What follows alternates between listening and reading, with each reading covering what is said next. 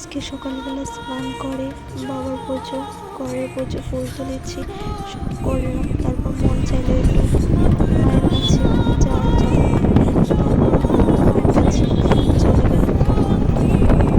গাড়িতে উঠলাম, যাচ্ছি।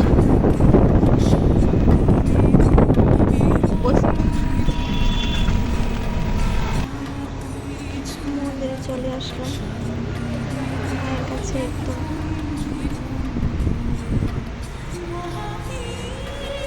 রাখতে পারবি তো।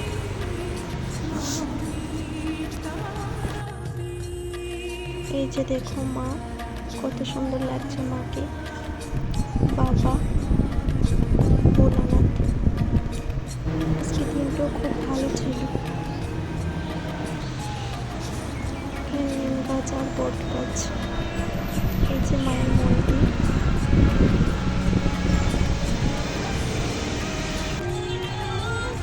তারপর দিদি আর আমি এখানে বসে বসে ধ্যান করলাম।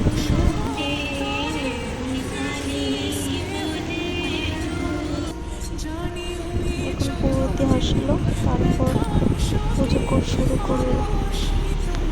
পুজো শেষ করে প্রসাদ খেলাম, খেয়ে তারপর কয়েকটা ফটো তুললাম মাকে নিয়ে।